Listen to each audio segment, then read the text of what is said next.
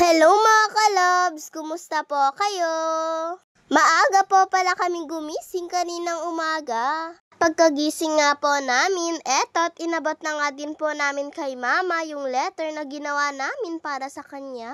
Si kuya nga po pala muna yung nag-abot ng letter niya. Mother's Day po kasi ngayong araw, kaya naisipan nga po namin gumawa ng letter para po kay mama. Habang binabasa nga po ni mama yung gawa ni kuya, ay makikita mo nga po sa mukha niya yung tuwa. Alam niyo po bang kahit sa simpleng sulat lang ay masaya na nga po si mama? At pagkatapos naman pong mabasa ni mama yung letter ni kuya, ay yung sa akin naman po yung inabot ko. Gumawa pa nga po ako dyan ng flower para nga po kay mama. Nakot, inamoy pa nga po ni mama kung may nilagay nga po akong pabango sa flower. At nagtaka pa nga po si mama kung bakit makapal nga po itong gawa ko. Sabi ko nga ay buksan nga po niya para po makita niya yung laman. Bago mo nga po ito mabuksan ay hilain mo nga po muna itong heart na nakadikit. At sa unang page nga po ay may rosas nga po dyan. At sa pangalawang page naman po ay nagdrawing nga lang po ako dyan ng bata na nakahawak ng puso. Tapos meron nga pong I love you. At dito naman po sa kabila ay hihilain nga po muna ito bago po mabasa yung message. Simple lang naman po itong message ko kay mama pero galing po yan sa puso ko. Habang binabasa nga po yan ni mama ay sobrang tuwa nga po niya. Yan nga at binalik na nga din po ni mama tapos sa ibang page na nga din po siya. At pagbuklat nga po ni mama sa kabila ay sobrang natuwa nga po si mama. Drawing po kasi ako dyang isang bata at isang mama.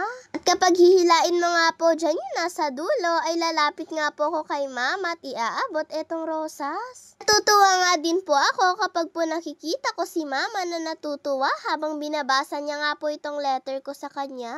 Eto po pala yung panghuling page. May bulaklak nga po pala dyan para nga po kay mama.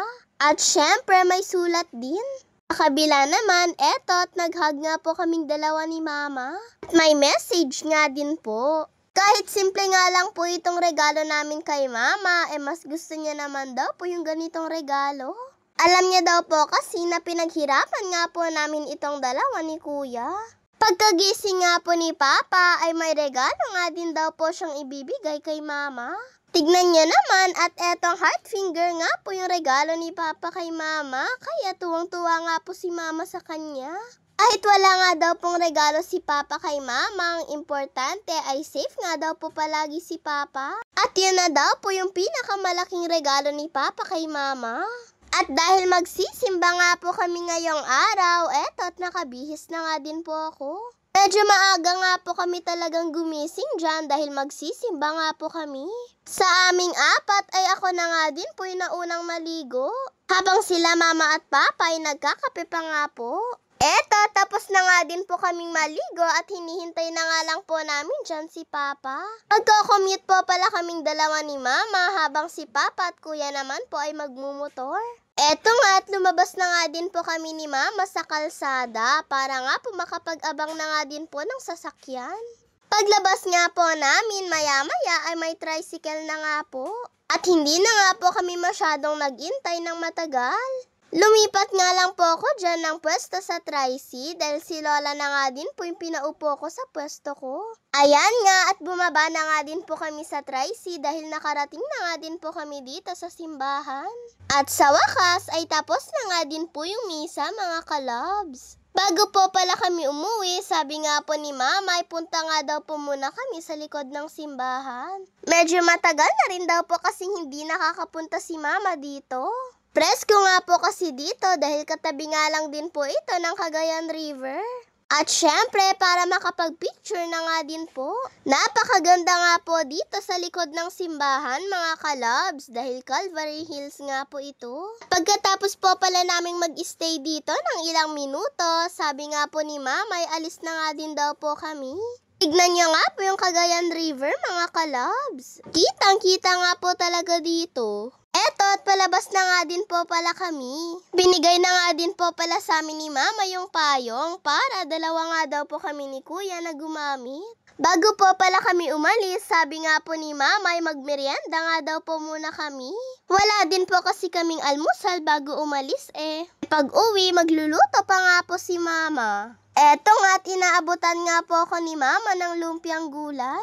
Habang sila Papa at Kuya naman ay nakakuha na nga din po sila ng merienda nila. Parang hindi ko nga po kasi alam kung ano nga po yung mimeriendahin ko. Sabi nga po ni Mama kung gusto ko nga daw po ng siomay ay kuha nga daw po ako. Kaya at kumuha na nga din po ako. Naglalagay na rin po pala ako ng toyo dyan, pero hindi ko na nga din po nilagyan ng bawang. Okay na rin po kasi sa akin yung toyo lang. Hindi ko rin po pala naubos eto pong siomay ko mga kalabs. Hindi ko nga po alam pero parang wala nga po akong ganang kumain. Pagkatapos po pala naming magmerienda ay dumiretso nga po muna kami sa may palengke. Dito nga din po kasi kami sasakay ni Mama pa uwi. Bago po pala kami uuwi ay magpapalengke nga lang daw po muna sila Mama. Bago po pala mamalengke, sila Mama ay nagpabili nga po muna ako ng burger ko dahil parang eto nga po yung gusto kong kainin. Pamerienda na rin po pala dyan si Papa habang si Kuya naman ay busog pa daw po siya. Paano? Ang dami niya nga po kasi minerienda kanina. Sabi nga po ni Mama ay wag nga daw po muna kaming umalis dito ni Kuya dahil saglit lang naman daw po sila. Kaya sagot naman po namin ni Kuya ay opo. Sobrang init na rin po kasi sa mga oras na yan. Sa lahat po pala ng mga nanay sa buong mundo ay Happy Mother's Day nga po sa inyong lahat. God bless po sa inyo mga mama. Yun lang po mga kalabs. Maraming salamat po sa panonood ninyo. God bless to all. Bye-bye po.